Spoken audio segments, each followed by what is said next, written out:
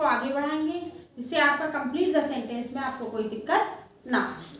तो बेटा एक होता है, जैसे हम लिखेंगे आपको कंप्लीट द सेंटेंस, यानी सेंटेंसेस को कंप्लीट कर। इस रूल में एक होता है बिफोर, ठीक है। बिफोर मतलब कैसे होता है, देखिए जैसे मैंने कहा मेरे आने से पहले मीना सो चुकी थी, ये आपने कंडीशनल सेंटेंस में भी सुना होगा, ये आपने पास्ट परफेक्ट सेंटेंस में भी सुना होगा। ऐसे ही मैं बता रही हूँ कि लेकिन हम पहले रूल बता रहे हैं फिर कंप्लीट करेंगे। अगर बिफोर यहाँ पर है तो इधर हैड प्लस बी थर्ड होगा, बी थर्ड बोले तो वर्ब की थर्ड फॉर्म, तो इधर बी टू होगा, ठीक। अगर निगेटिव है, निगेटिव होने पर did not plus V one, ठीक। अब देखिए कैसे, अगर हमने लिखा मीना हैड स्लेप्ट बिफोर, ठीक, और सेंटेंस आपका कंप्लीट करने को आ गया। मैंने कहा मीना हैड स्लेप्ट, मीना सो चुकी थी बिफोर, तो यानी आपको जो भी कुछ सोचना है वो B2 से सोचना है। किससे सोचना है? B2 से। तो क्या हो जाएगा? मीना हैड स्लेप्ट, मीना सो चुकी थी पहले, किसके आने, किसी के आने से पहले, मम्मी के खाना पकाने से पहले, आप कुछ भी लिख सकते हैं लेकिन लिखेंगे B2 में। देखिए जैसे बिफोर आई केम, मेरे आने से पहले, before mother cooked the food, माँ के खाना पकाने से पहले, आप कुछ भी लिख सकते हैं, सेंटेंस आपका कंप्लीट माना जाएगा। लेकिन देखना है कि अगर इधर हैड प्लस बी थर्ड है तो इधर B2 करके ही सेंटेंस को पूरा करेंगे, ठीक। अब अगला हम देख लेते हैं इसी क्रम में, अगर आफ्टर वाला है, आफ्टर वाले में इधर होता है B2, क्या होता है? इधर B2 होता है वर्ब की सेकंड फॉर्म, और इधर होता है had plus V third, had के साथ वर्ब की थर्ड फॉर्म। अब देखिए आफ्टर का मतलब होता है बाद, बिफोर का मतलब होता है पहले। देखिए कैसे आगे, जैसे मैंने कहा मीना केम आफ्टर, मीना आ चुकी थी आफ्टर, क्या आफ्टर होने का, क्या किसके बाद आ चुकी थी? आफ्टर आई हैड कम, मेरे आने के बाद, मीना मेरे आने के बाद आ चुकी थी। मदर हैड वॉश्ड क्लॉथ्स, माँ के कपड़े धोने के बाद। गोपाल हैड गॉन, गोपाल के जाने के बाद, मीना गोपाल के जाने के बाद, कुछ भी लिख सकते हैं लेकिन इधर हैड लगाकर बी थर्ड लिखेंगे। और इतना याद रखना है कि बिफोर वाला जो होगा रूल, बिफोर वाले में एक रूल और भी है, बिफोर वाले में एक रूल और भी है, जी हमने तुम्हें पास्ट परफेक्ट का बता दिया कि अगर हैड प्लस बी थर्ड दिख रहा है तो हम इधर B2 लगा देंगे और बीच में बिफोर है। अगर B2 है और यहाँ पर आफ्टर लगा हुआ है तो आपको हैड प्लस बी थर्ड लगा देंगे इस वाले में।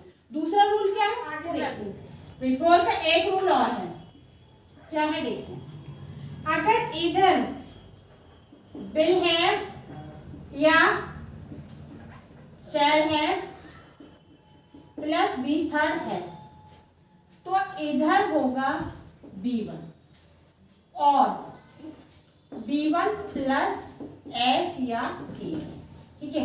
या तो प्लूरल हमारा सब्जेक्ट होगा तो B1 आ जाएगा और सिंगुलर होगा तो B1 में S या S लग जाएगा। तो देखिए जैसे कैसे, I shall have slept before she comes, I shall have come, I shall have slept, मैं सो चुका हूँगा, before she comes, उसके आने से पहले। तो इसमें प्रेजेंट डेफिनेट भी बनेगा। ये भी हो सकता है before she cooks the food, she goes to school, ठीक है। कुछ भी लिखेंगे लेकिन प्रेजेंट इंडेफिनिट में ही बनाएंगे। इधर अगर बिफोर लिखा है और विल हैव या शैल हैव भी थर्ड है तो इधर प्रेजेंट डेफिनिट में बनेगा अगर इधर B4 है और इधर हेड प्लस B3 है तो इधर B2 में बनेगा। ठीक है, इतनी सी बात क्लियर। दूसरा एक होता है अनलेस। अनलेस वाला, अनलेस का मीनिंग होता है बिना। अनलेस का मीनिंग क्या होता है? बिना।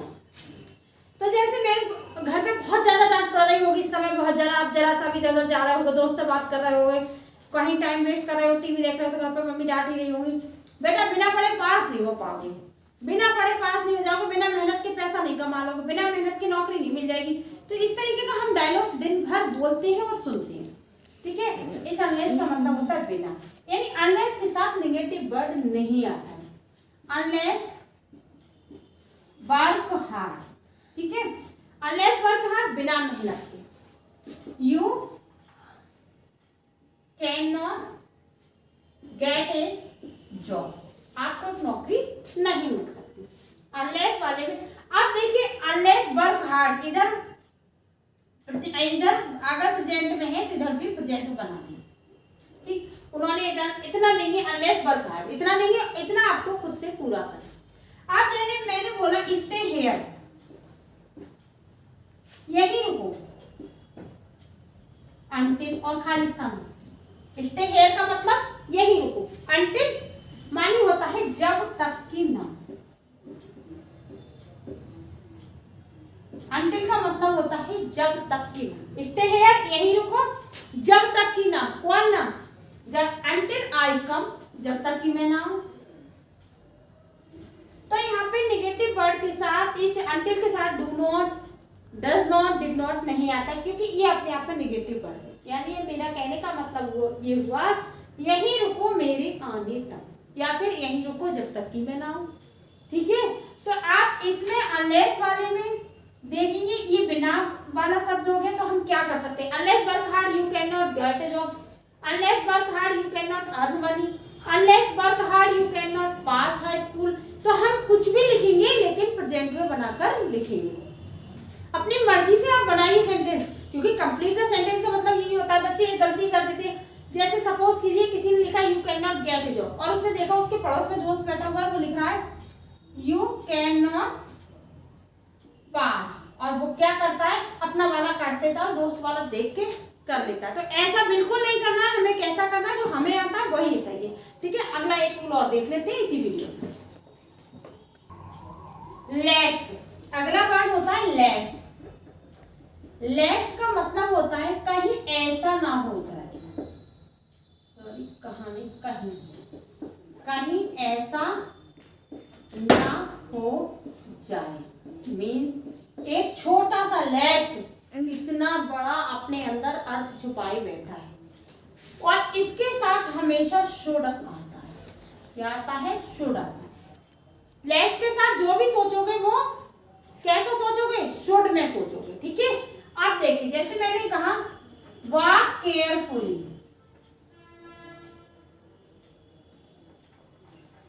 वॉक केयरफुली, सावधानी पूर्वक चलिए। लेफ्ट उन्होंने ये लिख दिया, सावधानी पूर्वक चलिए, कहीं ऐसा ना हो। अगर सावधानी पूर्वक चलेंगे तो क्या नहीं हो सकता? You may fall down, you should, sorry you should fall down, कहीं ऐसा ना हो आप नीचे गिर जाओ। ठीक है, वॉक केयरफुली, सावधान। लेफ्ट के साथ जो भी लगाएंगे वो शुड सोचकर लगाएंगे। ठीक है, आप देखिए मैंने लिखा रीड केयरफुली, सावधानी पूर्वक पढ़ो। लेफ्ट कहीं ऐसा ना हो, टीचर, यहीं पे खाली स्थान दे देंगे वो, टीचर शुड एंग्री, यानी कि टीचर नाराज हो जाए, कहीं ऐसा ना हो टीचर नाराज हो जाए।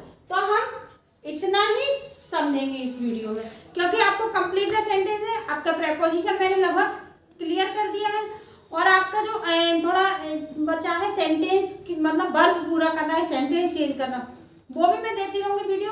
तो आप मेहनत करते रहिए, आगे बढ़ते रहिए, मैं आपके साथ मेहनत करने को तैयार हूँ। आपसे मिलती है अगली वीडियो में, तब तक के लिए बाय बाय।